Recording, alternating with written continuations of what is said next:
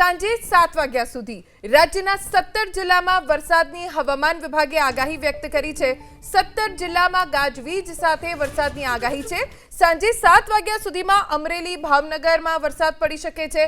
તાપી, નર્મદા, વડોદરા, છોટાઉદેપુર, આણંદ, ભરૂચ, પંચમહાલ, દાહોદ, મહીસાગર, ડાંગ, અમદાવાદ, બોટાદ, અરવલ્લીમાં વરસાદની આગાહી છે।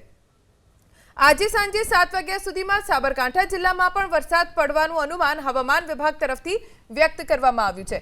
નાવકાસ્ટ એટલે કે આગામી 3 કલાકની આગાહી હવામાન વિભાગે વ્યક્ત કરી છે। જે મુજબ આજે સાંજે 7 વાગ્યા સુધીમાં સાબરકાંઠા, અરવલ્લી, ખેડા, બોટાદ, અમદાવાદ, ડાંગ, મહીસાગરમાં વરસાદ પડી શકે છે।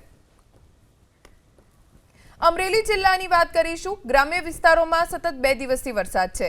સાવરકુંડલા અને દામનગર પંથકમાં વરસાદ પડ્યો। દામનગર શહેર અને આસપાસના વિસ્તારોમાં પણ વરસાદ છે। સાવરકુંડલાના ધાર, બોરાળા અને વિજયાનગર ગામમાં પણ વરસાદ પડ્યો। સારો વરસાદ ખેડૂતો માટે આશીર્વાદરૂપ છે। વરસાદ વરસવાના કારણે ખેડૂતો ખુશ જોવા મળ્યા। વાતાવરણમાં ઠંડક પ્રસરી, બફારામાંથી રહીશોને મુક્તિ મળી। અમરેલીમાં સતત 2 દિવસથી વરસાદ પડી રહ્યો છે। ખાસ તો ગ્રામ્ય વિસ્તારોમાં ખેડૂતો ખુશ થઈ ગયા, કેમ કે સામાન્ય રીતે 15 જૂને ગુજરાતમાં ચોમાસું બેસી જતું હોય છે। સત્તાવાર રીતે ચોમાસાનો વરસાદ વરસતો હોય છે, પણ આ વખતે હજી સુધી સત્તાવાર રીતે ચોમાસું નથી બેઠું, પણ સિસ્ટમ સક્રિય થઈ છે, જેના કારણે વરસાદ પડી રહ્યો છે।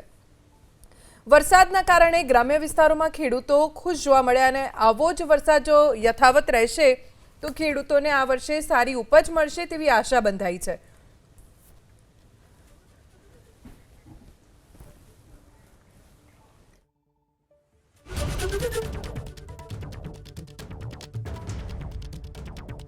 તો બપોરે 2 થી 4 વાગ્યા સુધીમાં રાજ્યના 3 તાલુકામાં વરસાદ પડ્યો। નર્મદાના તિલકવાડામાં 1.5 ઇંચથી વધુ વરસાદ પડ્યો। ગરુડેશ્વરમાં 1.5 ઇંચ વરસાદ પડ્યો। ભાવનગરના વલભીપુર અને મહુવામાં સામાન્ય વરસાદ પડ્યો છે। બપોરે 2 થી 4 વાગ્યા સુધીમાં રાજ્યના 3 તાલુકા એવા છે કે જ્યાં વરસાદ પડ્યો છે।